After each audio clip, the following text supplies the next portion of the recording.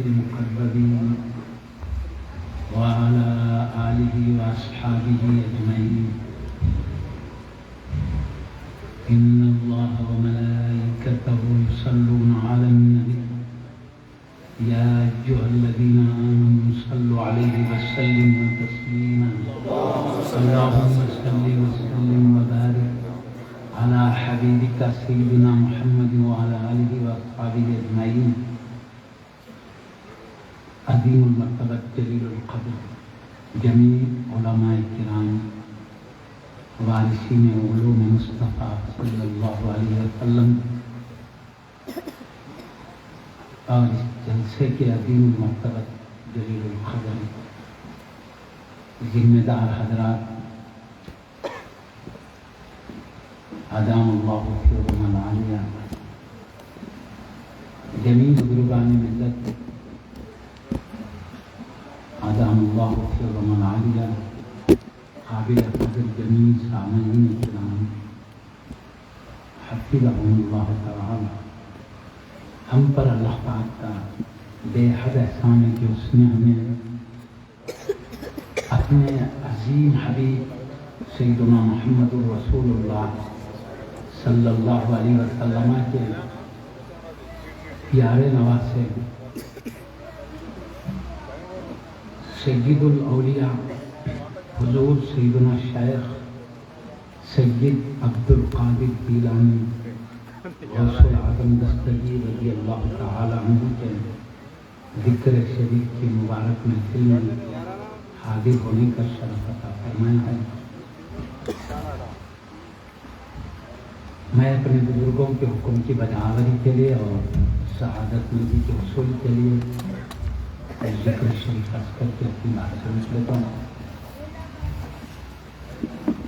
حضور سیدنا شیخ عبد القادر جیلانی غوث العظم رضی اللہ عنہ کے عظمت اور عزتوں کو سب اچھی طرح جانتے ہیں. مشرق سے مغرب تک، شمال سے جنوب تک، زمین سے لے کر عرش الہی تک آپ کے نام کو پرچم لہراتے ہیں. اللہ نے آپ کی ولادت کا سعادت پہلے رمضان شریف، آپ کی جب ولادت ہوئی تو رمضان شریف کی پہلی تاریخ ابھی پیدا ہوئے ہیں. صبح صادق سے لے کر سورج ڈوبنے تک پورا رمضان بھر آپ اپنی ماں سے دودھ نہیں پیتے. کیوں؟ رمضان شریف ہے. رمضان مبارک میں بالغین پر روزہ رکھا، لیکن ابھی چھوٹے بچوں پہ فرض نہیں، یہ بالغین پر ہے. اور بچے جب سمجھدار ہو جاتے ہیں، عقل والے ہو جاتے ہیں، 7 سال کی عمر تک پہنچ جاتے ہیں، تو ان کو بھی روزہ رکھنے کی ترغیب دی جاتی ہے تاکہ یہ پہلے سے ہی روزہ رکھنے کا مزاج ہو جائے، عادت ہو جائے.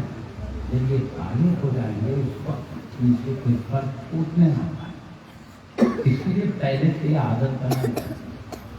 لیکن دودھ پیتے بچوں کے لیے تو عادت بھی نہیں بنایا جا سکتا. لیکن یہ حضور سیدنا شیخ عبد القادر جیلانی غوث العظم رضی اللہ عنہ کی عظمتیں ہے. اللہ پاک نے وہ مقام دیا ہے. دودھ پیتے بچے ہیں، انہیں معلوم ہے یہ رمضان مبارک ہے، اس میں اللہ نے بالغین پر روزہ فرض فرمایا ہے. آپ اس رمضان شریف کا احترام کرتے ہوئے آپ بھی بڑوں کے ساتھ روزے میں شامل ہو رہے ہیں. اس سے ہم سمجھ سکتے ہیں دودھ پیتی منزل میں یہ عالم ہے تو بڑے ہونے کے بعد عبادت و ریاضت اور قرب الہی کا کیا مقام ہوگا، ہم سے بھی اندازہ کریں.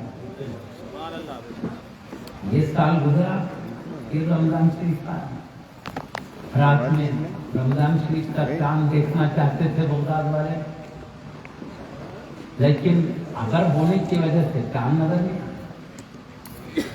تو ایک فائدہ ہے، رمضان شریف کا چاند نظر نہیں آیا تو ہو سکتا ہے یہاں ابر ہے اس لیے نظر نہیں آیا ہے، دوسری جگہ ابر نہیں ہے وہاں نظر آیا ہوگا.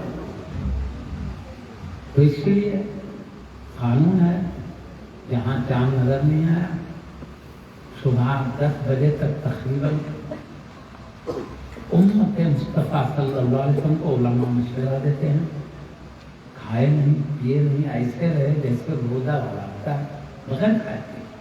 کیوں؟ شاید جہاں پر ابر نہ ہو وہاں چاند دکھا ہوگا، وہاں کے آنے والوں کے ذریعے ہم کو پتہ چل جائے کہ فلاں جگہ چاند دکھا ہے، تو ان کی گواہی پر اب علماء اعلان کریں گے کہ یہاں تو ابر کی وجہ سے چاند نہیں دکھا ہے، لیکن دوسری جگہ جہاں ابر نہیں تھا وہاں کے لوگوں نے چاند دیکھا ہے۔ لوگوں رمضان شریف شروع ہو گیا ہے، آپ لوگ سب روزے کی نیت کر لیں، تو جیسے ہی نیت کر لیں گے روزہ سلامت ہو جائے گا۔ اگر پہلے کھا لیں گے تو پھر روزے کی نیت مشکل ہوگی، اس لیے تقریباً 10 بجے تک نہیں کھا کر رہنے کا مشورہ بھی ہوگا۔ کیسے بھی طلع میں آئے 10 بجے سورج اوپر چلے رہا ہے تو جب لوگ کھا لیتے ہیں پی لیتے ہیں کبھی کھاتے ہیں، تو ایسے ہی ہوا۔ چاند نظر نہیں آیا رات میں بغداد شریف میں، تو دن میں لوگ بغیر کھائے رہے تاکہ کہیں سے طلع آ جائے، روزے کی نیت کر لیں گے۔ ہاں روزے کا ٹائم شروع ہونے سے پہلے رات کے ٹائم جتنا چاہے کھا لے، لیکن صبح صادق سے کھانا بند کرنا، یہ طریقہ کیوں طلع آ جائے تو پھر روزے کی نیت کرتے روزہ سلامت رہے گا۔ آپ کی والدہ ماجدہ یہ بھی ولی ہے، آپ کے ابا جان یہ بھی ولی ہے، اپنے وقت کے بڑے اولیاء مسلمان ہیں۔ عورتوں نے جا کر آپ کی والدہ ماجدہ سے صبح کے ٹائم معروضہ کرتی ہے، آپ اللہ کی ولیاں ہیں، آپ کے نظر میں کیا ہے بتائیے، آپ ایمانی فراست کیا کرتی ہیں، کیا آج رمضان شریف ہوگا یا نہیں ہوگا، چاند نکلا ہوگا یا نہیں نکلا ہوگا؟ تو غوث پاک رضی اللہ عنہ کی امی جان نے کہا میں تو کہتی ہوں کہ رمضان شریف شروع ہو گیا ہے۔ تو ان سے پوچھا گیا آپ کیسے کہہ سکتے ہیں کہ رمضان شریف ہوا ہے جبکہ چاند نہیں دکھا رہا، ابھی کوئی طلع بھی نہیں آئی ہے، آپ کہتے ہیں کہ رمضان شریف ہے؟ تو آپ نے جواب میں کہا جس کا میں مطلب عرض کر رہا ہوں، میں آسمان کے چاند کو دیکھ کر بات نہیں کر رہی ہوں، میرے گود کے چاند کو دیکھ کر بات کر رہی ہوں۔ میرے گود کا وہ چاند ہے جب رمضان شریف گزرا تھا، کبھی بھی صبح صادق سے لے کر سورج ڈوبنے تک کبھی میرا دودھ میرے شہزادے نے نہیں پیا ہے، اور میں دیکھ رہی ہوں صبح صادق سے ابھی تک دھوپ اتنا اونچائی پہ چلے گیا ہے، سورج بلندی پہ آ گیا ہے، لیکن ابھی تک میرا شہزادہ دودھ نہیں پیا ہے۔ میں اس لیے کہتی ہوں کہ رمضان شریف ہے، چاند نکل گیا ہوگا۔ کہ کہہ رہی تھی باہر سے لوگ جو آئے اندر انہوں نے خبر دی کہ ہم لوگوں نے دوسرے علاقے میں چاند دیکھا ہے رمضان۔ لوگوں نے خبر بعد میں دی، آپ کی امی جان پہلے ہی خبر دے رہے ہیں، کیوں؟ غوث پاک کے روزے کو دیکھ کر۔ یہ بچپن میں یہ شام ہے۔ میں چند باتیں آپ کے رکھوں گا غوث پاک کے ان کے مقامات سے۔ ہم اللہ کے مقرب بندوں کا ذکر سنتے ہیں تو ہمیں دو فائدے ہوتے ہیں۔ ایک تو ہمیں اللہ اور اس کے رسول کا حکم ہے کہ اللہ کے دوستوں سے اعلیٰ درجے کی محبت ہو، ان کی تعظیم تکریم ہو اور ان کے غلام بن کر زندگی گزارے۔ وہ جیسے شریعت پاک کی فرما برداری کرتے ہوئے اپنی زندگی گزار رہے ہیں، ہم بھی ان کے نقش قدم پر چلتے ہوئے اللہ کا قرب حاصل کریں۔ تو اولیاء اللہ کی زندگیوں کو پڑھنے سے سننے سے دو فائدے ہوتے ہیں۔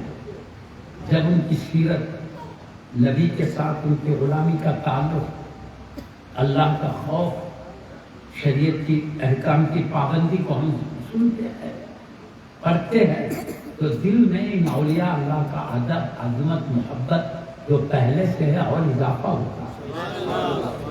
پھر ان کی سیرت طیبہ پڑھنے اور سننے سے ہم کو بھی جذبہ آتا ہے کہ ہم بھی کاش اللہ کے دوستوں کی طرح زندگی گزار لیتے تو کیا اچھا ہوتا، ہمارے زندگیوں میں انقلاب آ جاتا۔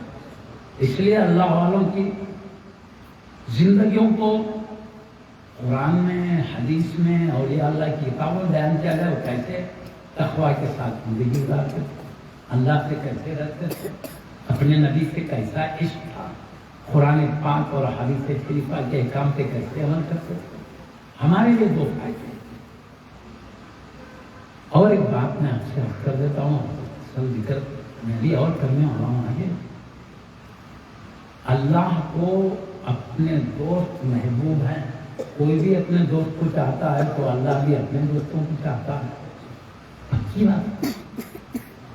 اور کیسے؟ دوست اللہ سے جتنی محبت کرتے ہیں اس سے 10% زیادہ اللہ اپنے دوستوں سے محبت کرتا ہے۔ میں اپنے دماغ سے نہیں کہہ رہا ہوں، حدیث سے بھی نہیں۔ اللہ کے حبیب سیدنا محمد رسول اللہ صلی اللہ علیہ وسلم ارشاد فرماتے ہیں، کوئی بندہ اللہ کے حبیب کا ارشاد، غوث پاک ان کے نانا جان کا ارشاد ہے، حسنین کریمین کے نانا جان کا ارشاد ہے، سیدہ فاطمہ الزہرا رضی اللہ تعالی عنہا کے ابا جان کا ارشاد ہے، نبیوں کے سلطان کا ارشاد ہے، اللہ کے حبیب کا ارشاد ہے، کیا جو بندہ اللہ کی طرف ایک بالش آگے بڑھتا ہے اللہ اس کی طرف 10 بالش آگے بڑھتا ہے، اور جو ایک گز اللہ کی طرف آگے بڑھتا ہے اللہ اس بندے کی طرف 10 گز آگے بڑھتا ہے، اور کوئی بندہ اللہ کی طرف چلتے ہوئے جاتا ہے اللہ پاک اس کی طرف دوڑتے ہوئے آتا ہے۔ یہ پیارے نبی صلی اللہ علیہ وسلم ہے، اور ہمیں یہ معلوم ہے اللہ چلنے پھرنے سے پاک ہے، آنے جانے سے پاک ہے، اترنے چڑھنے سے پاک ہے۔ کیوں؟ اللہ نور السماوات والارض، اللہ آسمان و زمین کا نور ہے، اللہ کو کوئی چیز گھیر نہیں سکتی، پوری کائنات کو اللہ گھیرا ہوا ہے، واللہ محیط بکل شیء، اللہ ہر چیز کو گھیرا ہوا ہے۔ اللہ پاک فرماتا نحن اقرب الیہ من حبل الورید، ہم بندے کی رگے جان سے بھی زیادہ قریب ہیں، اس کی جان کی رگ اتنا قریب نہیں جتنا ہم قریب ہیں۔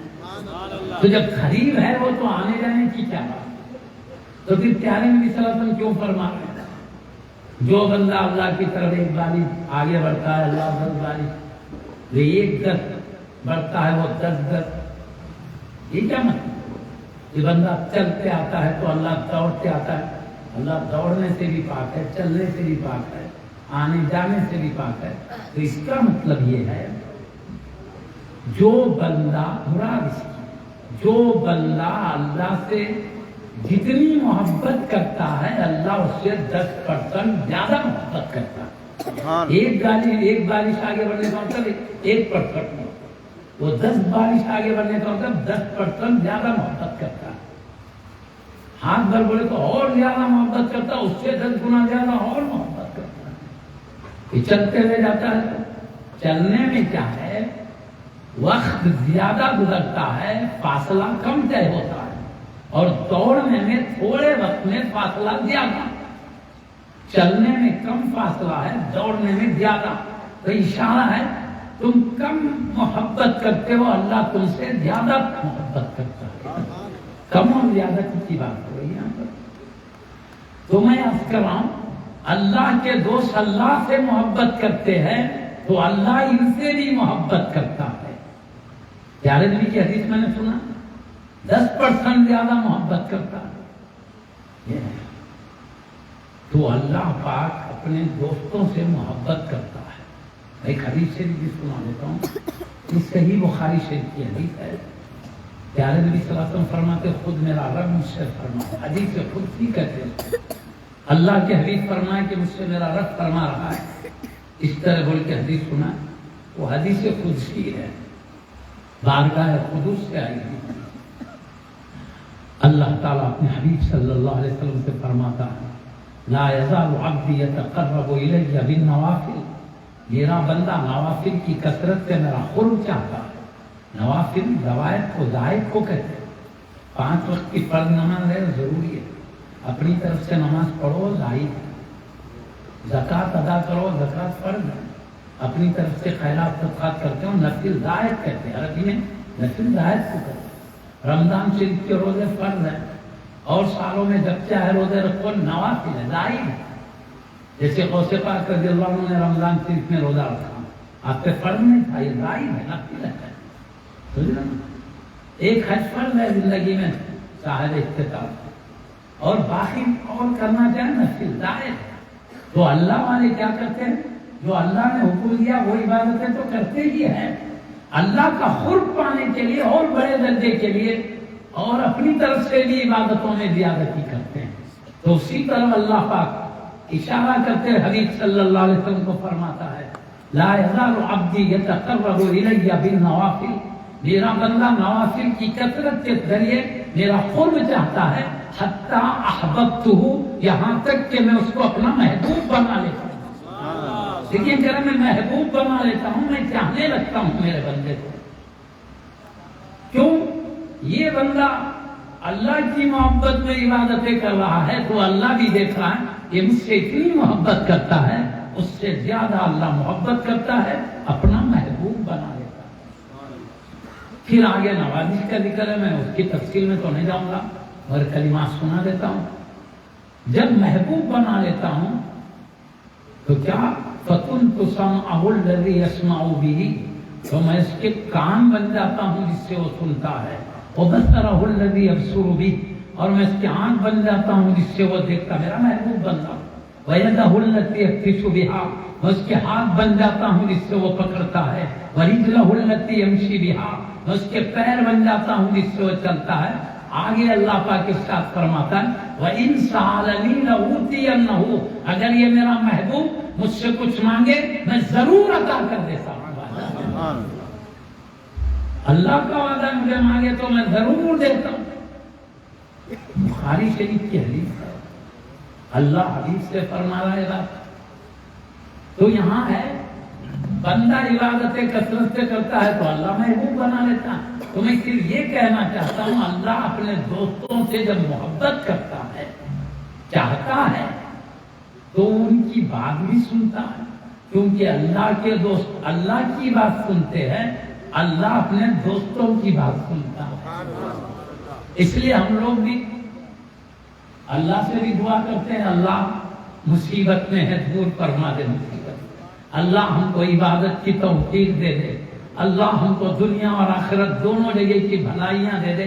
ہم جو مانگتے ہیں اللہ سے وہ بھی کرتے ہیں، اللہ والوں کے پاس بھی جا کے کہتے ہیں حضرت میری تائید میں دعا کیجیے آپ اللہ سے۔ کیوں؟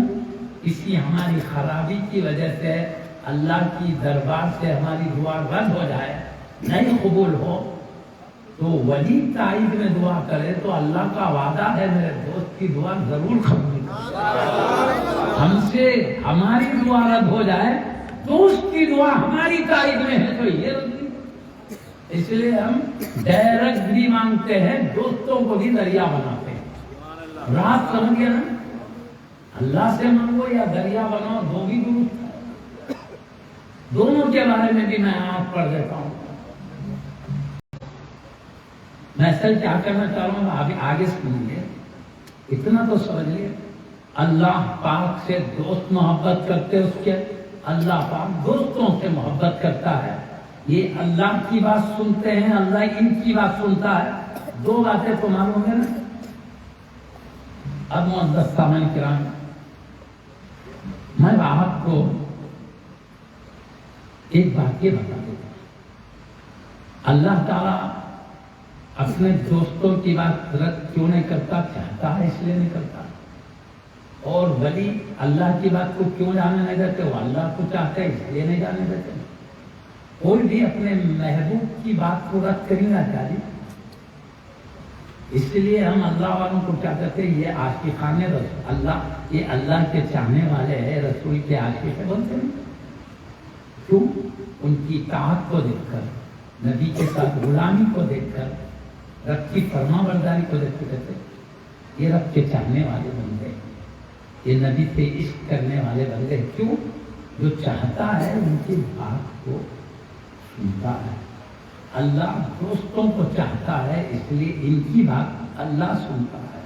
میں اس کے لیے آیات ربانی پڑھ دیتا ہوں پہلے، تاکہ میری اتنی بات پکی رہ جائے کہ اللہ دوستوں کی بات سنتا ہے۔ اس کے لیے میں وعدہ کر رہا ہوں قرآن سے دونوں باتیں بتانے کا۔ اللہ سے خیرت مانگو تو اللہ ویسا بھی دیتا ہے، اور اگر محبوبوں کو ذریعہ بناؤ تو ایسا بھی دیتا ہے، دو بھی صحیح ہے۔ تو میں پہلے وہ آیت پڑھ دوں جس میں اللہ سے مانگنے کا اللہ نے حکم دیا ہے۔ اللہ پاک اپنے حبیب صلی اللہ علیہ وسلم سے فرماتا ہے وَإِذَا سَأَلَكَ عِبَادِي عَنِّي فَإِنِّي قَرِيبٌ أُجِيبُ دَعْوَةَ الدَّاعِ إِذَا دَعَانِ۔ اے حبیب، اگر کوئی میرے بارے میں، میرا بندہ آپ سے سوال کرے، میرے بارے میں پوچھے تو بولو اس کو کیا میں بندے کے قریب رہتا ہوں اور پکارنے والے کی پکار سنتا ہوں جب وہ مجھے پکارتا ہوں۔ اللہ کیا کہہ رہا ہے؟ اگر میرے بارے میں پوچھے تو بولو میں قریب رہتا ہوں بندے کے، اجیب دعوت الداعی، پکارنے والے کی پکار میں سنتا ہوں، اذا دعانی، جب وہ مجھے پکارتا ہے۔ اس میں کیا ہے؟ اللہ کو پکارو تو اللہ سنتا ہے، سچی بات ہے۔ اب دوسری اس میں کیا ہونا، اللہ سے جب چاہے ہم پکار سکتے ہیں، جب چاہے مانگ سکتے ہیں، مانگتے بھی رہتے ہیں۔ اور ایک دوسری آیت، اللہ کے دوستوں کو سفارشی اور ذریعہ بنا کے مانگنا، وہ بھی عرض کر دیتا ہوں۔ اللہ پاک قرآن میں ارشاد فرماتا ہے وَلَوْ أَنَّهُمْ إِذْ ظَلَمُوا أَنفُسَهُمْ جَاءُوكَ فَاسْتَغْفَرُوا اللَّهَ، لوگ اپنے نفسوں پر ظلم کر کے حبیب تمہاری دربار میں آئے، گناہ ہو گیا تو اللہ کہہ رہا حبیب تمہاری بارگاہ میں آئے، آ کر کیا کریں؟ اللہ سے معافی چاہیں۔ یہ نہیں کہا مسجد میں آ کے معافی چاہیں، حبیب تمہارے پاس آ کے معافی چاہیں۔ ذریعہ بتا رہا ہوں، یہ بھی قرآن ہی کہہ رہا ہے۔ دونوں باتیں حق ہے، میں بتانا چاہتا ہوں۔ ڈائریکٹ مانگنا بھی حق ہے، اللہ کے محبوبوں کی دربار کو ذریعہ بنانا بھی حق ہے۔ تو وہ آیت بھی ہے ہمارے پاس، یہ آیت بھی ہے، دونوں قرآن، دو بھی رب کا ہی کلام ہے، میں وہ بتانا چاہتا ہوں۔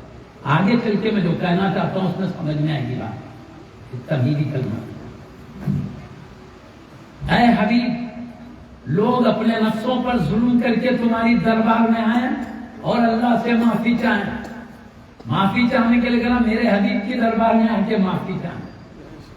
اور کیا؟ وَاسْتَغْفَرَ لَهُمُ الرَّسُولُ، اور رسول، میرا پیارا رسول بھی ان کے لیے معافی چاہے۔ یہ تو اللہ سے کہہ رہے اللہ معاف کر دے، کہاں جا کے کہہ رہے؟ نبی کے دربار میں جا کے کہہ رہے، اور نبی کہہ رہے ہیں اے پروردگار، یہ گناہگار میری بارگاہ میں آ کر تجھ سے معافی چاہتا ہے، تو انہیں معاف کر دے۔ نبی سفارش بھی کرے، نبی بولنا اللہ کو معاف کر دے، ہم ذریعہ بنا رہے نبی کے دربار کو، اور نبی تائید کر رہے ہماری۔ تو اللہ کیا فرمانا؟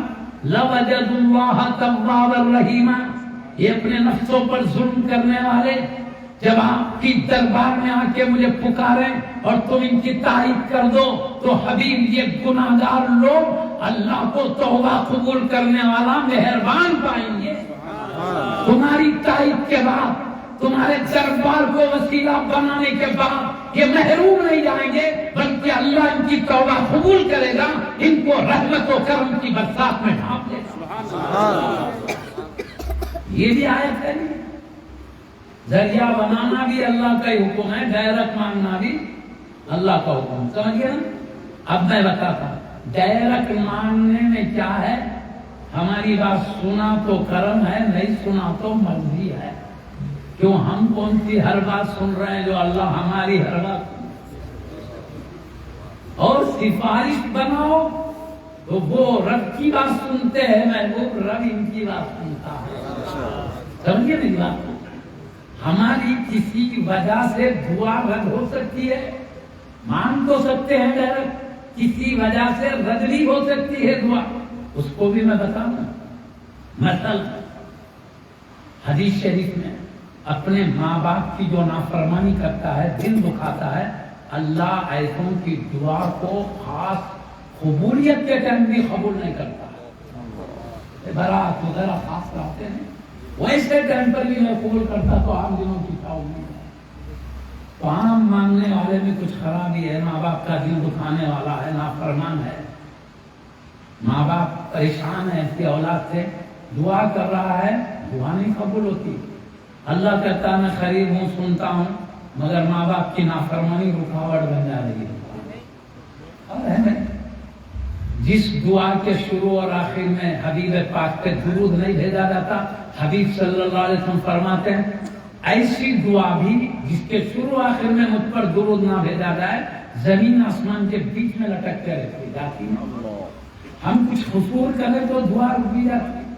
اور ایک بات بتاؤں، پیارے نبی صلی اللہ علیہ وسلم فرماتے جب دو مومن بھائی آپس میں ایک دوسرے سے عداوت رکھتے ہیں، ان اس کو دیکھ کے منہ پھیر کے جا رہا ہے، ان اس کو دیکھ کے منہ پھیر کے جا رہا ہے، اس کو پیٹ بتا رہا ہے، اس کو پیٹ بتا رہا ہے، ایسے لوگ بھی اللہ سے دعا کرتے ہیں تو اللہ کہتا ہے فرشتوں سے، اے فرشتوں اس کی دعا کو یہی زمین پر رہنے دو، ابھی میری بارگاہ میں مت لاؤ، جب تک کہ یہ دونوں آپس میں عداوت دور کر کے محبت پیار نہیں کر لیتے، دوستی نہیں کر لیتے، اس وقت تک دعا ان کی نہیں۔ تو چند چیزیں ایسی ہے بندوں میں خرابی کی وجہ سے رکی رہتی ہے، تو ڈائریکٹ مانگنے میں یہ عام لوگوں سے کچھ نہ کچھ برائی ہو جائے جس کی وجہ سے دعا رک سکتی ہے، لیکن اللہ کا دو ان برائیوں میں ملوث نہیں رہتا، اس لیے یہ تائید میں دعا کرتا ہے، قبول ہو جاتی ہے۔ سبحان اللہ، نعرہ تکبیر، نعرہ رسالت، یا رسول اللہ، اہل سنت۔ میں وسیلہ بنانے کا فائدہ سنا، اپنی دعا کسی خرابی کی وجہ سے رد ہو سکتی ہے، لیکن محبوب کو وسیلہ بناؤ، محبوب کچھ خرابی کرتے نہیں رب کی دربار میں، رد ہوتی نہیں، قبول ہو جاتی ہے۔ دوست کون ہوتے ہیں؟ کوئی باتوں میں اللہ نے کہا یہ میرا دوست ہے، ایک عقیدہ صحیح ہونا، ایک عمل صحیح ہونا، تو اللہ کا دوست۔ میں آپ کو آیت پڑھ دیتا ہوں تاکہ معلوم ہو جائے۔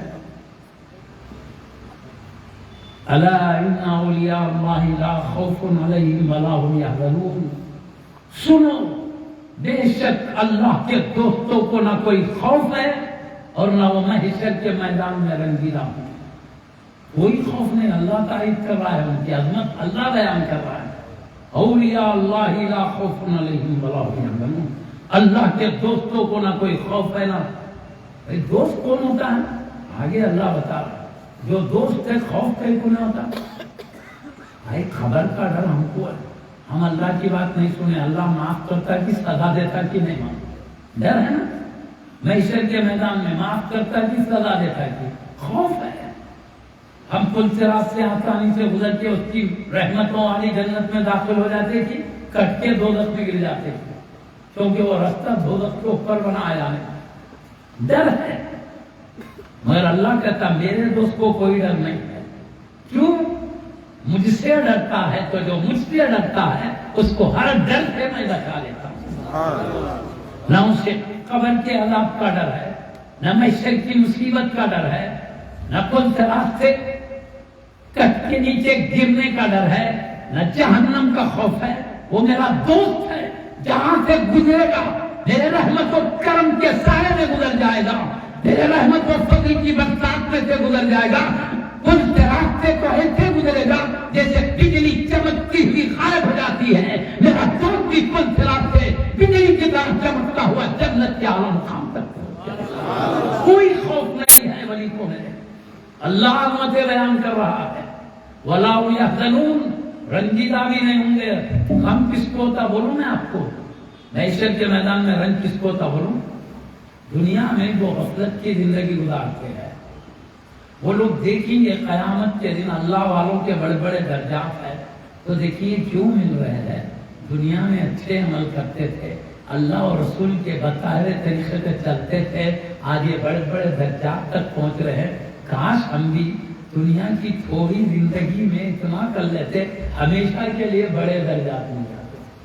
ہم نے دنیا کی قیمتی لمحات کو، ایک ایک لمحہ جو موتی سے زیادہ قیمتی تھا، بجائے اس کے کہ رب کی اطاعت و عبادت کے ذریعے، اپنے نبی کی غلامی کے ذریعے آخرت کے بڑے بڑے مراتب کو پالے، ہم نے بس ان ایسا ان ویسا بس غیبتوں میں، چغل خوریوں میں، لڑائی میں، جھگڑے میں برباد کیا۔ کاش وہ غیبت چغلخوریوں کے بجائے اپنے بھائیوں کی عزتیں لوٹنے کے بجائے اللہ کی عظمتیں بیان کرنے میں لگ جاتے، اس کی تسبیح میں لگ جاتے، اس کی تکبیر میں لگ جاتے، اس کی تمجید میں لگ جاتے، اس کی تحلیل میں لگ جاتے، اس کی نمازوں میں لگ جاتے، اس کی عبادتوں میں لگ جاتے، رب کی کتاب کی تلاوت میں لگ جاتے، مصطفیٰ کی حدیث کے پڑھنے میں لگ جاتے، اولیاء کرام کی زندگی کو سمجھنے میں لگ جاتے، اس کے محبوب نبیوں کی عظمت بیان کرنے میں لگ جاتے، مصطفیٰ کے حکم و جمال کو بیان کرنے میں لگ جاتے، ان کے کمالات کو بیان کرنے میں لگ جاتے، اللہ کے حبیب کے سچے غلام اولیاء کرام کی تعریفوں میں لگ جاتے۔ آج ہم بڑے بڑے درجات والے تھے، بجائے اس کے کہ ہم محبوبوں کی عظمت بیان کریں، ہم لوگوں کی برائیاں بیان کرتے ہوئے زندگی برباد کی، لڑائی جھگڑے میں برباد کیا۔ آج ہم محروم ہیں، رنگ ہوگا، غم ہوگا، کاش ہم بھی اللہ کے دوستوں کی طرح پاکیزہ زندگی گزارتے۔ رب العالمین جیسے دوستوں کو نواز رہا ہے، بڑے بڑے اکرامات و انعامات سے، ہم بھی حقدار ہو جاتے۔ رنج ہوگا ان لوگوں کو جو دنیا کی زندگی میں غفلت کے ساتھ گزارتے ہیں، لیکن اللہ پاک فرماتا ہے میرے دوستوں کو کچھ بھی رنج نہیں ہے، اس لیے کہ وہ میری عطاؤں میں ہے، میری نوازشات میں ہے، میرے انعامات میں ہے۔ دنیا امتحان کی جگہ ہے، محشر انعامات کی جگہ ہے، کوئی رنج بھی نہیں ہوگا۔ اللہ تعریف بیان کرتا ہے، جو بھی اللہ کے دوستوں کے نقش قدم پر چلے الحمدللہ حبیب کے صدقے میں اللہ انہیں بے خوف کر دے گا، بے رنج کر دے گا۔ صرف چند دن کی زندگی آزمانے کے لیے دیا ہے اللہ دنیا کی زندگی۔ اللہ کے دوستوں کو معلوم ہے اس لیے کیوں ہے یہ دنیا کی زندگی، آخرت کو سنوارنے کے لیے ہے، اللہ کا قرب پانے کے لیے۔ ساری زندگی دنیا میں رہ کر آخرت کے لیے گزارتے ہیں، گزار گیا ہو جاتا۔ ہم کو بھی اسی لیے دی گئی ہے زندگی، نہیں تو اللہ جنت میں نہیں پیدا کر دے سکتا تھا کیا جی؟ آدم علیہ السلام وہیں پیدا ہوئے، حوا رضی اللہ عنہ وہیں پیدا ہوئے، پوری اولاد کو نہیں پیدا کر دیتا کیا؟ کہیں کو بھیجا بھائی نا، وہاں کھانے کو نہیں ہے، پینے کو نہیں ہے، لباس نہیں ہے، مکان نہیں ہے وہاں۔ یہاں پہ تو مٹی پتھروں کے مکان ہے، وہاں تو سونے چاندی سے بنائے گئے، وہاں تو یاقوت و زمرد کے ستون ہیں، وہاں تو چھت کے لیے چمکدار موتی کے ہوگی، جنت میں بنے سو موتی، دنیا کا نہیں۔ اتنی بہترین جگہ تھی تو یہاں کی غذا دیکھیں گے تو بولیں یہ کیا تشکیلات کی دنیا کے، وہاں کی دیکھنے کے بعد بولو بھائی اللہ نے ایسی نعمتیں چھپا کے رکھا ہے مومنین کی آنکھوں سے، نہ کسی کام نے سنا ہے ایسی نعمتوں کو، نہ کسی آنکھ نے دیکھا ہے، نہ کسی ذہن نے سوچا ہے۔ کتنی بھی اعلیٰ درجے کی نعمت سوچو وہ کم ہے، اللہ جو چھپا کے رکھا ہے اس سے بھی اعلیٰ، وہ اعلیٰ میں سے یہاں پہ کن کا راضی آزما ہے۔ کھانا پینا لباس و مکان مقصد زندگی نہیں ہے، دنیا میں رہنے کا مقصد یہ نہیں ہے، یہ تو ضرورت زندگی ہے، زندہ رہنے کی ضرورت ہے۔ مقصد زندگی کیا ہے؟ اللہ آزمانا چاہتا ہے۔ دیکھیں میری بات کون سنتے ہیں؟ اپنے نفس کی بات کون سنتے ہیں؟ اللہ والے اللہ کی بات سنتے ہیں، اب عام لوگ نفس کی بات سنتے ہیں، ناکام یہ لوگ کامیاب لوگ، ایسا سمجھے نا؟ اللہ تعالیٰ نفس کی بات سے مراد اللہ رسول کے خلاف جو بات نہ بولے اس پر چلے تو وہ نفس کی بات سننا ہے، اور اللہ رسول جو بولے ایسی زندگی گزارنا اللہ رسول کی بات سننا ہے۔ اس لیے اللہ نے کہا فرائیت من اتخذ الہہ ہوا، اے حبیب تم نے ایسوں کو دیکھا ہے جنہوں نے اپنی نفس کی خواہشات کو اپنا معبود بنا لیا ہے۔ اللہ کہتا ہے ساری کائنات کا پیدا کرنے والا میں، انسان جنات فرشتوں جنات سب کا پیدا کرنے والا میں، معبود میں معبود ہوں، میری بات سننا۔ لیکن یہ نفس کی خواہش کو اپنا معبود بنا لیے، معبود کی بات سننے کے بجائے نفس کی خواہش کی بات سن رہے، ایسا معلوم ہوتا ہے کہ مجھے معبود نہیں سمجھتے ہیں، نفس کی خواہش کو معبود سمجھتے ہیں۔ جلال میں فرق یہی ہے، اللہ کے دوست نفس کو پیروں تلے رون ڈالتے ہیں، اللہ کی مرضی کے موافق زندگی گزارتے ہیں۔ تو اللہ کی مرضی کیا ہے؟ کیا امتحان ہے؟ میں جیسا عقیدہ بولوں ویسا عقیدہ اپناؤ، میں جیسا عمل بولوں ویسا عمل اپناؤ۔ نفس کی خواہش جیسا عقیدہ بولے ویسا نہیں اپنا، نفس کی خواہش جیسا عمل بولے ویسا نہیں چل جانا۔ ایسا چلو گے تو نفس کو معبود بنانے والے ہوں گے، میں جیسا عقیدہ میں جیسا عمل بولوں وہ اپنانے والے، مجھے معبود ماننے والے۔ اللہ تعالیٰ کے فرمان کرو۔ تو اللہ تعالیٰ وہی بتا انہیں کوئی خوف نہیں کوئی رنج نہیں. اللہ والوں کو ولی بنتے کیسے سیرت آگے بیان کیا. الذین آمنوا وکانوا یتقون ولی وہ ہے جو ایمان لا کر تقوی کی زندگی گزارتے ہیں. دو ہی بات ہے, ایمان لا کر تقوی کی زندگی گزارتے ہیں. دو باتوں میں ولی ایمان بولے تو عقیدہ میرے رسول کے بتائے ہوئے طریقے کے موافق ہو, عمل تقوی بولے تو عمل میرے اور میرے رسول کے بتائے طریقے پر ہو. یہی ہے میرے دوست. آگے اور خوشخبری سن کیا لہم البشریٰ فی الحیات الدنیا وفی الآخرہ, ان کو دنیا کی زندگی میں بھی خوشخبری ہے آخرت کی زندگی میں بھی. اور وہ تفصیلات میں نے جا رہا ہوں شارٹ فارم سے کام کرنا. بہرحال اللہ خوشخبری دیا ہے دنیا کی زندگی میں بھی آخرت کی زندگی میں بھی خوشخبری. اللہ دوستوں کو خوشخبریاں سنا رہا ہے. لا تبدیل لکلمات اللہ, اللہ کی باتیں بدلنے والی نہیں. اللہ جو دوستوں سے وعدے کر رہا ہے ضرور عطا کرنے والا ہے, بدلنے والا نہیں ہوگا. ذالک هو الفوز العظیم, اللہ کے دوست بن کر زندگی گزارنا ہی بڑی کامیابی ہے. اللہ کہتا میرے دوست کامیاب ہے. سمجھ گیا نا, دو باتوں میں امتحان ہے, عقیدہ اور عمل. اللہ رسول جیسا عقیدہ بولے ویسا, عمل جیسا بولے ویسا. اس لیے اللہ والے جو ہمارے پاکیزہ اہل سنت کے علماء کرام اولیاء اللہ ہے, وہ جو عقیدہ بتاتے ہیں جو عمل بتاتے ہیں وہ لے کے چلے. ان کے پاس نبی کی تعین ہے. اہل سنت کو حق پہ کہا ہے. اہل سنت میں بڑے بڑے اولیاء اللہ ہیں, ان کی بات سنو. انشاءاللہ تعالی عمل کریں گے تو ولی بن جائیں گے. کوئی بات ہے, عقیدہ عمل صحیح رہے. تو خیر میں عرض کر رہا تھا اللہ نے دوستوں کے لیے دو باتیں فرمائی. ان کا ایمان صحیح رہتا ہے, عقیدہ صحیح رہتا ہے. اب چلیے یہی ولی ہوئے نا, عقیدہ عمل دو صحیح ہو. اب میں بتاتا ہوں اللہ اپنے دوستوں کی دعا کیسے قبول کرتا ہے. قرآن حدیث سے مثال دے کے بتاتا. میں بولا نا دوستوں کی دعا قبول کرتا ہے رد نہیں کرتا, اس کو میں دلیل دیتا ہوں.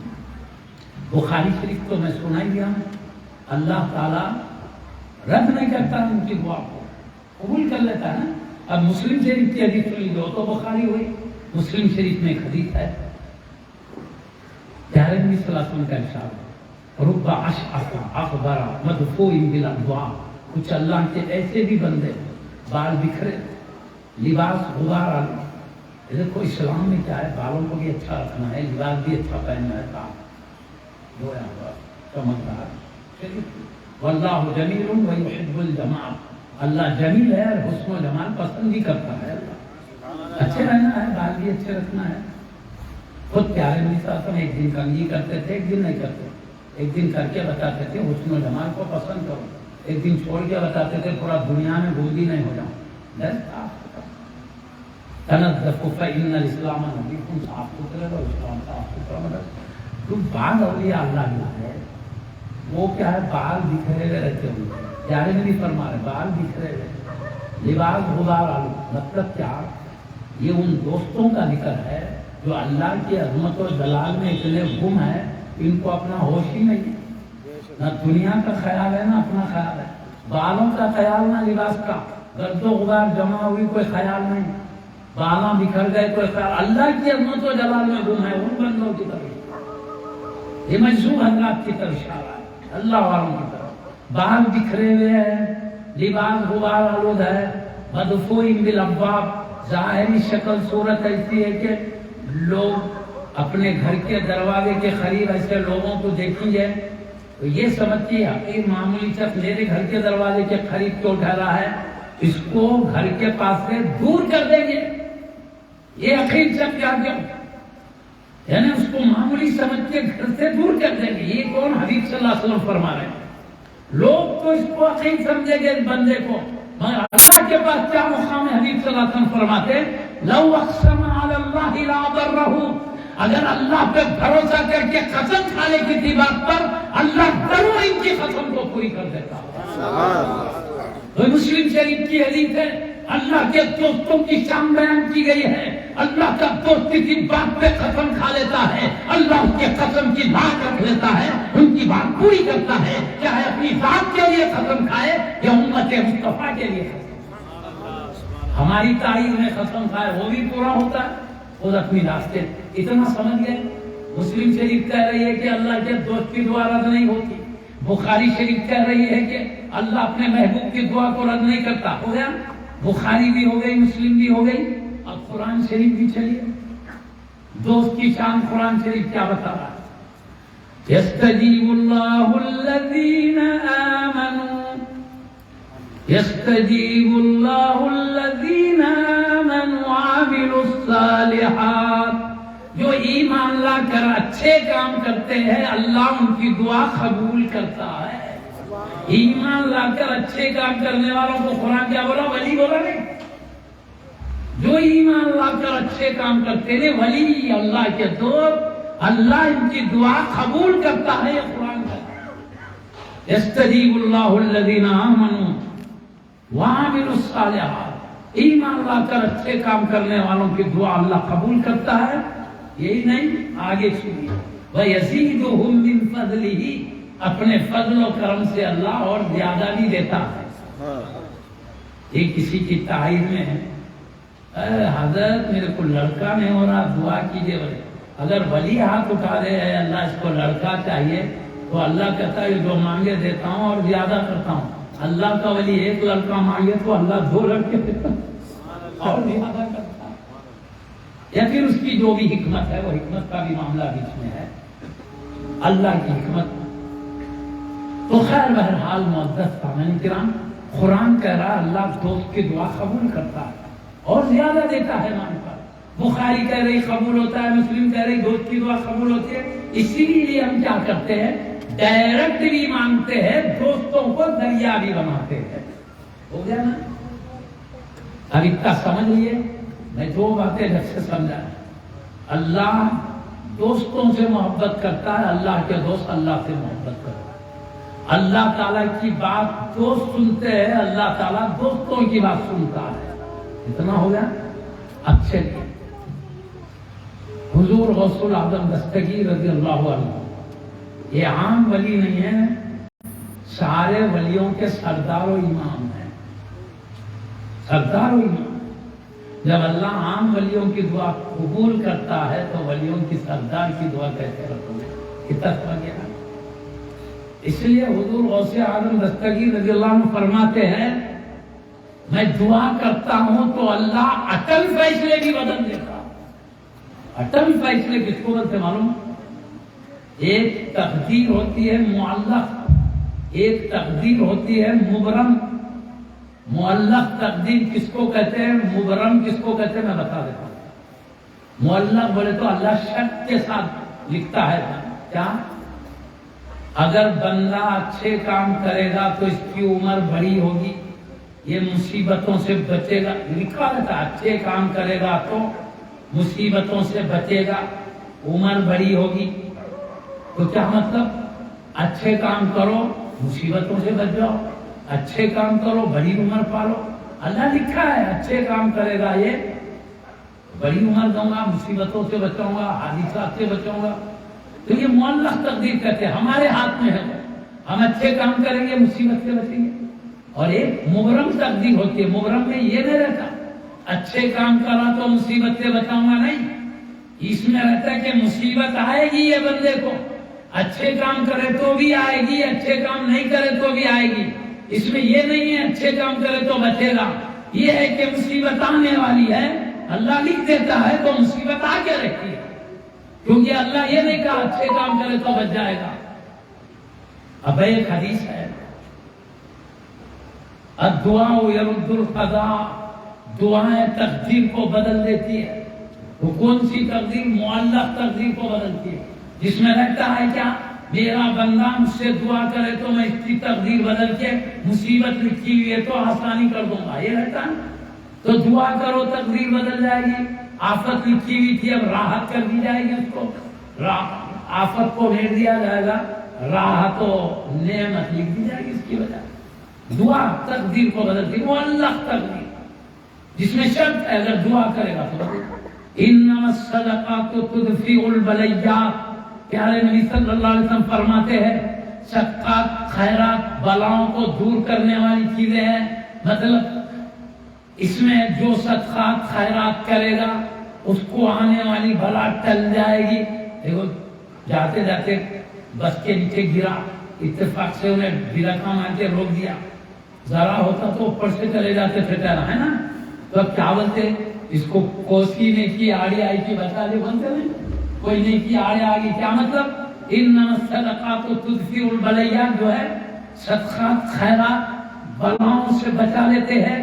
تو نیکی آڑی آئی کا مطلب کوئی اچھے کام کرا ہوں گا, غریب کی مدد کر دیا ہوں گا, صدقات خیرات کر دیا ہوں گا. اس میں لکھا تھا اگر صدقات خیرات کرے گا تو آفتوں سے بچ جائے گا, نیک کام کیا بچ جائے گا. تو اس میں لکھا ہوا دعا کرے تو مصیبت ٹل جائے گی, دعا کرے تو مصیبت ٹل جائے گی, صدقات خیرات کرے تو آفتیں ٹل جائے گی. تو یہاں صدقات خیرات کرے تو آفتیں ٹل, اس کو معلق تقدیر کہتے ہیں. معلق یعنی اور لکھا ہوا رہتا اچھے کام کرے گا تو مصیبتوں سے بچے گا. اب ہمارے ہاتھ میں اچھے کام کرے تو بچ جائیں گے, اچھے کام نہیں کرے تو پھنس جائیں گے, ہمارے ہاتھ میں.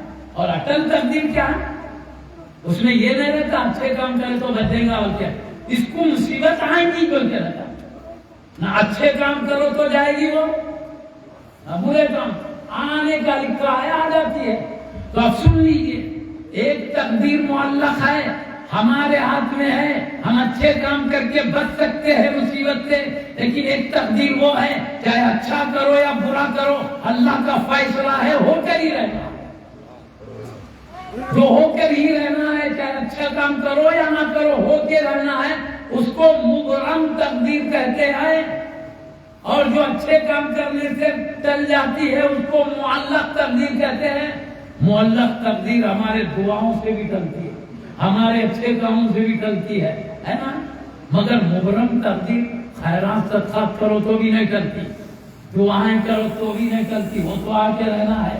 ایسی تقدیر جو دعاؤں سے بھی نہیں ٹلتی, جو صدقات خیرات سے بھی نہیں ٹلتی, ایسی تقدیر کے بارے میں غوث اعظم رضی اللہ عنہ فرما رہے ہیں, میں دعا کرتا ہوں تو اللہ اٹل تقدیر بھی بدل دیتا ہے. میرے لوگوں کی دعاؤں سے نہیں بدلتی, میں دعا کرتا ہوں تو بدل جاتا. سبحان اللہ, نعرہ تکبیر. یہ غوث پاک کی شان, غوث پاک نے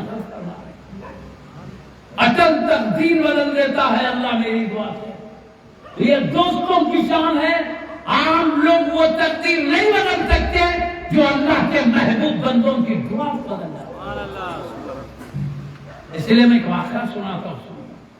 ایک بڈھی ماں, کئی زمانے سے لڑکا نہیں ہو رہا تھا. حضرت سیدی صابر کلیری رضی اللہ عنہ کے پاس حاضر ہو کر عرض کرتی ہے, یا سیدی, اے اللہ کے پیارے بندے, کئی زمانہ ہو گیا شادی ہو کر کوئی لڑکا نہیں ہو رہا, اب دعا کیجئے, اللہ دعاؤں کو قبول کرتا ہے اپنے محبوب بندوں کی, ایک لڑکا مل جائے تو اچھا ہے. وہ اللہ والے کیا یہاں سے نظر ڈالے تو لوہے محفوظ پہ پڑتی نہیں, لوہے میں کیا کیا لکھا ہے سب دکھتا ہے, ہر ایک کی تقدیر ہے. وہ نظر ڈال کے دیکھے, تختی پہ دیکھیے, وہ ساتواں آسمان پار ہے, وہ تختی قیامت تک کی ہر ایک کی پوری زندگی لکھی ہے.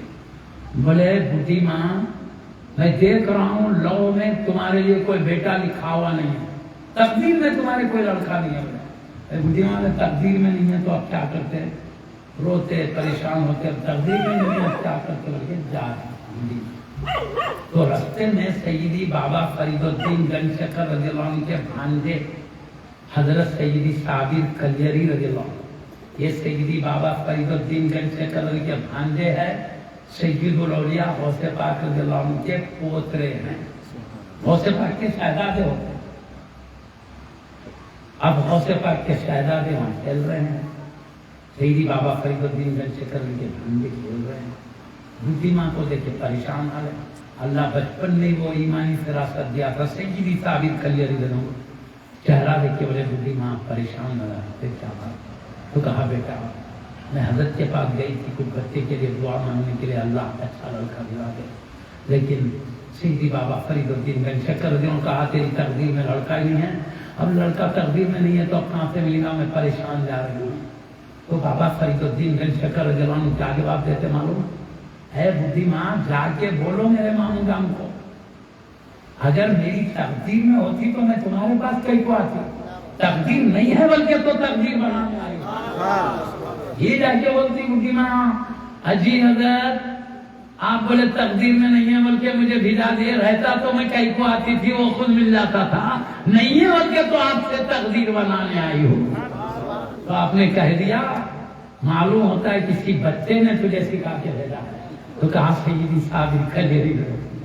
تو کہے ابھی سے یہ کام کرنے کا اور کیا مانتے تھے بچپن میں ولایت کے مقام پر پہنچے تھے. اب دعا کرے اولاد ہوئی، تقدیر میں نہیں تھی.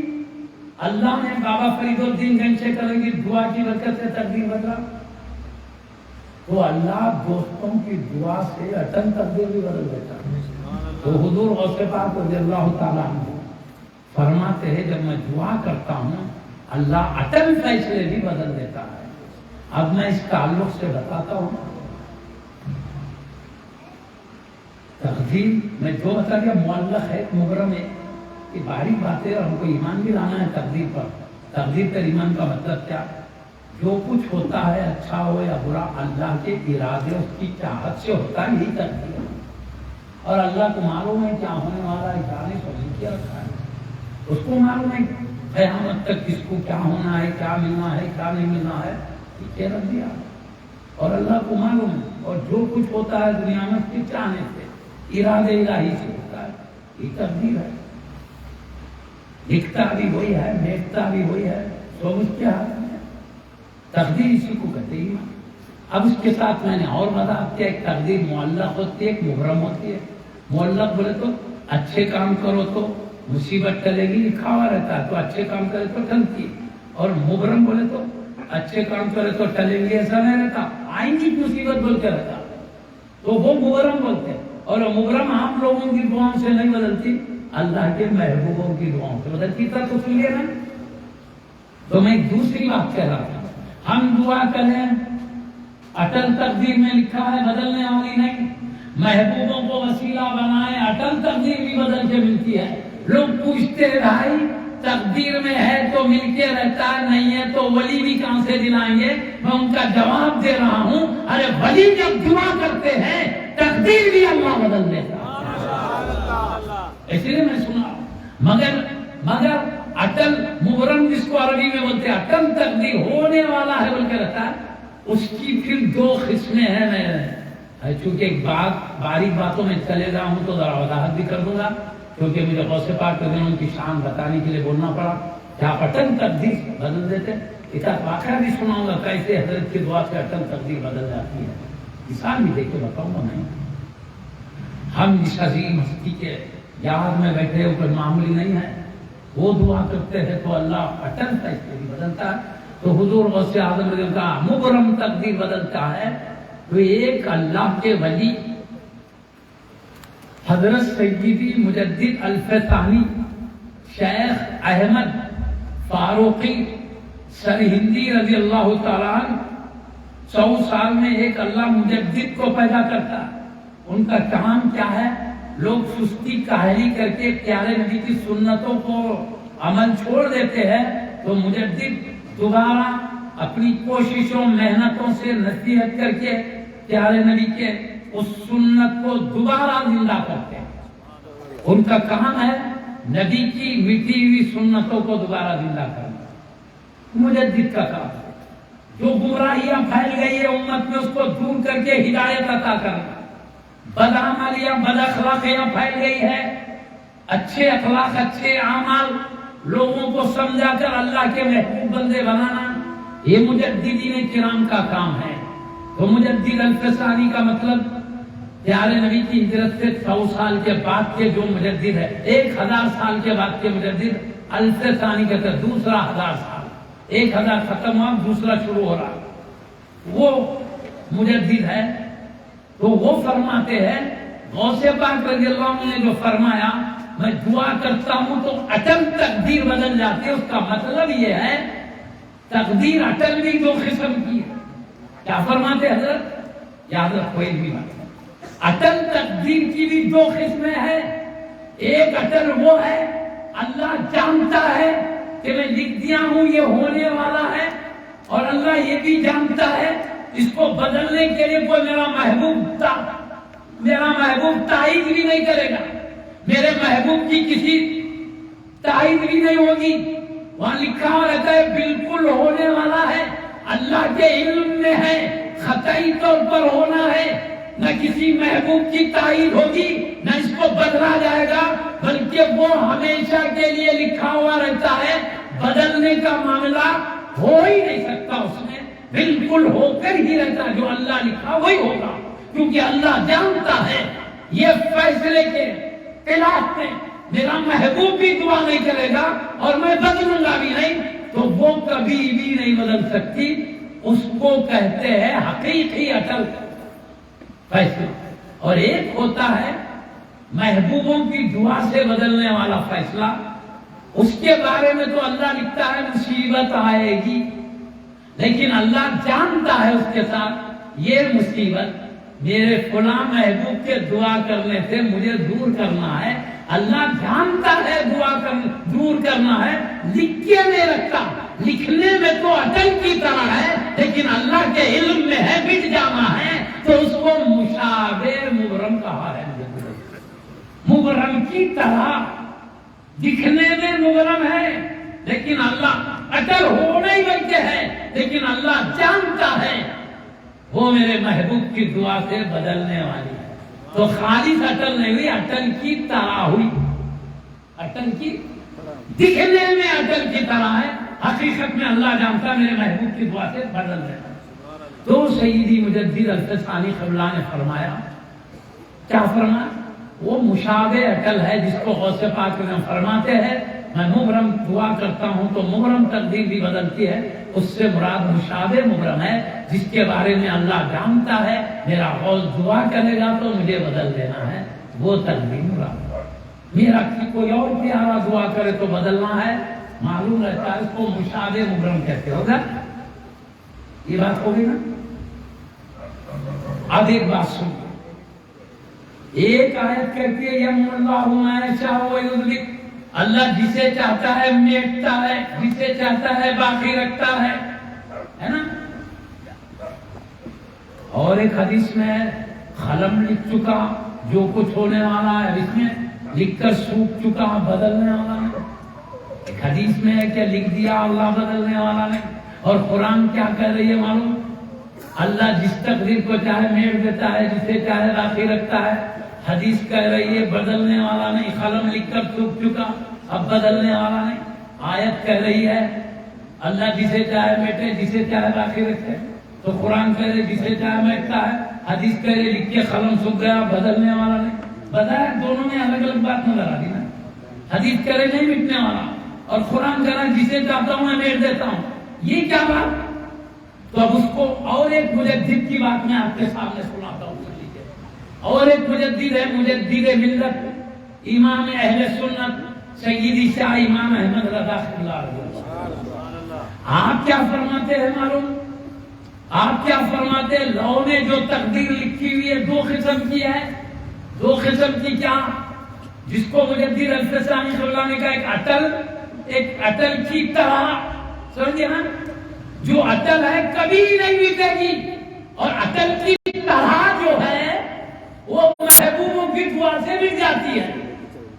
سمجھ گئے؟ اللہ کے محبوب بندوں کی دعا سے مٹ جاتی ہے. سمجھ گئے؟ اب حضرت مجدد ملت سیدی شاہ امام احمد رضا اللہ علیہ کیا فرماتے ہیں؟ جو بالکل نئی مٹنے والی تقدیر ہے وہ کہاں لکھی ہے؟ لو تختی ہے، تختی کے اندر لکھی ہے. اور اب ہم دیکھیں تختی میں کیا ہوتا ہے. بچوں کی تختی پہلے مٹی سے بناتے تھے، مٹی سے بناتے، بابو چوطرف لکڑیاں لگا دیتے تھے. اب وہ نہیں کاپیاں تیل بنا جاتا تھا تو لکڑی لگا دیے، تو لکڑی کو کیا بولتے؟ چوطرف لگے پٹری بولتے اس کو. اندر کی تختی ہوئی ہے، پٹری ہوئی، اطراف سے گھیری ہوئی. ایسے ہی جو لو میں قیامت تک کی باتیں لکھی ہوئی ہے وہ مشرق سے مغرب تک پھیلی ہوئی تختی ہے، کوئی چھوٹی نہیں ہے. اور اس کے پٹریاں کیسے بنے ہوئے؟ اس کے اطراف پٹریاں ہیں، وہ کہتے ہیں یاقوت اور زمرد سے بنائے ہوئے ہیں. اور اس کے پٹریاں بڑے چوڑے ہیں، جیسا تختی بڑی ہے پٹریاں بھی بڑے ہیں اس کے. تو وہ تختی کے اطراف پٹریاں ہیں. تو آپ مجدد ملت سیدی امام احمد رضا قبلہ رضی اللہ عنہ فرماتے ہیں اللہ تعالیٰ جانتا ہے کہ میری کسی محبوب کی دعا ہونے والی نہیں ہے. جو میں لکھا ہوں وہ ہو کے رہے گا. اس کو تختی کے اندر لکھ کے رکھا ہے. اور جس کے بارے میں جانتا ہے میرے محبوب کی دعا سے بدلنا ہے اس کو پٹریوں پہ لکھ کے رکھا ہے. تو جو قرآن کہتا ہے جسے چاہے بدلے اس سے مراد پٹریوں کی بات ہے.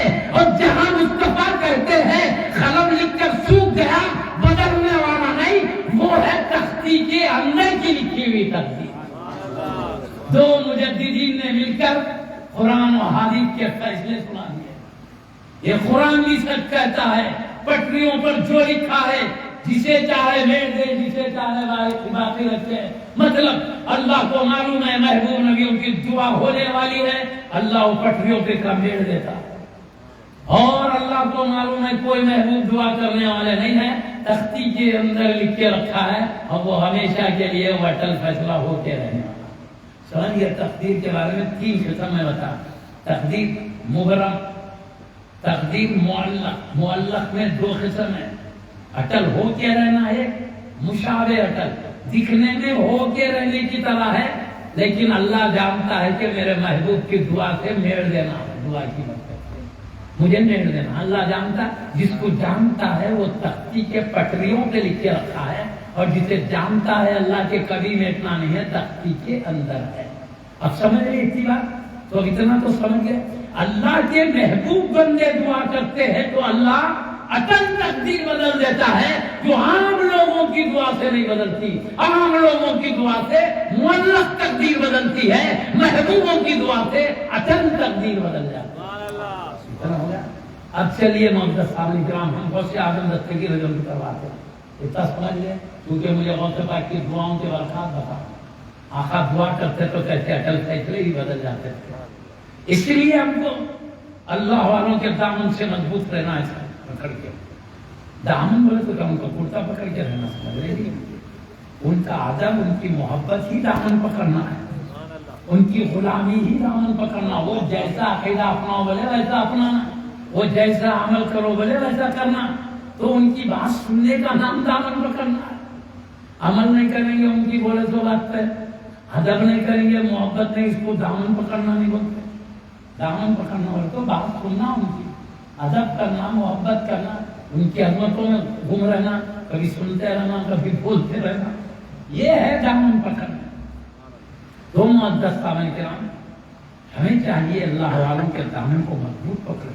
مضبوط پکڑے رہے بولے تو شیطان بھٹکا ہے تو بھی نہیں بھٹکنا، نفس بھٹکا ہے تو بھی نہیں بھٹکنا، آدمیاں بھٹکا ہے تو بھی نہیں بھٹکنا. اللہ والے کیسے عمل سکھائے ویسا، کیسا عقیدہ سکھائے ویسا.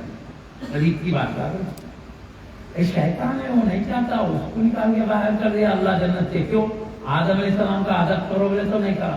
کیوں نہیں کرا رہے بولے تو آدم علیہ السلام مٹی سے بنایا تو میرے کو آگ سے بنا. آگ کا درجہ بڑھ کے ہے، مٹی کا درجہ کم ہے. مفہوم کرو، آگ لطیف ہے اور مٹی کثیف ہے. لطیف چیز کا درجہ بڑھ کے کثیف چیز تو وہ بولا اللہ کے سامنے منطق کر رہا ہوں. تو اللہ بولا میری بات نہیں سنتا، نکال یہاں سے، جنت سے نکال دیا ہوگا. میری بات کے خلاف بول رہا، ابھی بڑے بڑے باتیں کر رہا، نکال دیا ہوگا. اب انہیں کیا کرا؟ آدم علیہ السلام کا ادب نہیں کروں تو نکل گیا. اب ان کی اولاد کو بھی جانے نہیں دیتا، مر گیا. بھٹکانے کے آتے ہمارے پیچھے پڑا. آدم علیہ السلام کی اولاد کے پیچھے پڑا. کسی کو بد عقیدہ بنا دیتا ہے، کسی کو بد عمل بنا دیتا ہے، کسی کو بد اخلاق بنا دیتا ہے.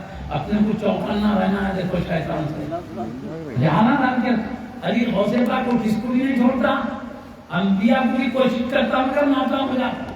غوث پاک کو نہیں چھوڑا دی مسئلے ڈالنے کی کوشش کرا. میں بولوں آپ کو سمجھ کے رہنے بولوں، غوث پاک سرکار اولیاء کو بھی کوشش کرا. اگرچہ کہ ناکام ہوگا مگر کوشش تو کرا. کیا کرا معلوم؟ میں بول تو سنو. حضور سیدنا غوث اعظم رضی اللہ عنہ کیا کرے معلوم؟ اللہ کی عظمت و جلال میں گم ہو گئے. اللہ تعالیٰ کی عظمت، اللہ کی معرفت، اس کی ذات و صفات کی 100 ولیوں سے زیادہ اللہ نے غوث پاک کو عطا فرمایا. تقوی میں بھی 100 ولیوں سے بڑھ کے دیا تقوی، علم معرفت بھی سب ولیوں سے بچے دیا. خود غوث پاک نے یہ فرمایا, دونوں باتیں بھی غوث پاک نے فرمایا اور اللہ کے حکم سے فرمایا تاکہ لوگ فرق براتی باقی رکھتے. بہت تفصیل میں نہیں جاتا, غوث پاک کا ارشاد لمبا ہو جاتا ہے. غوث پاک کی نے فرمایا مجھے اللہ نے عرفان میں سب ولیوں سے بڑھا, تقوی میں سب ولیوں سے بڑھا کے مجھے حکم دیا, تو میں نے اللہ کے حکم سے کہا میرے قدم ہر ولی کے کاندھے پر ہے, یعنی میں سارے ولیوں کا سردار بنایا گیا ہوں. یہ اللہ کے حکم سے بولے. پورے ولیاں جتنے تھے اس زمانے میں, آپ کی مسجد میں تقریباً 52 قسم کے کتب تھے بڑے درجے کے, 100 درجن جھکا لیے. عراق میں جتنے 100 درجن, دنیا میں جتنے ولیاں تھے 100 درجن, اور قیامت تک جتنے ولیاں آئے سب غوث پاک کے آگے گردنیں جھکاتے رہتے ہیں. اللہ نے آپ کو سارے ولیوں کا سلطان بنایا. اب ولیوں کے سلطان کو بھی نہیں چھوڑ رہا ہے شیطان, وسوسے ڈالنے کی کوشش کر رہا. تو بولوں میں کہیں کو بولا سیادت کی بات, ارے ولیوں کے سردار ہیں, ان کے ساتھ ایک خراب, سب کے ساتھ ہی کچھ نہ کچھ کرنا, سمجھ کے رہنا. آپ کو بے خود ہو گئے اللہ کے دربوں میں گم ہو کر, یہاں تک کہ بے خودی کے عالم میں عراق کے پہاڑی جنگل علاقوں میں نکل گئے. آپ کی سیرت میں لکھا ہے 25 سال یا 27 سال تک اللہ کی عظمت و جلال میں گم ہو کر بس یاد الہی میں مست ہے, عراق کے جنگلوں میں چلے جا رہے ہیں, ہوش نہیں. آپ خود فرماتے ہیں اللہ کی عظمت و جلال یوں چھا گئی, میں دوڑتے چلے جاتا جنگلوں میں, مجھے خود ہوش نہیں ہوتا کہ میں کدھر جا رہا ہوں. ہوش آنے کے بعد پتا چلتا کہ میلوں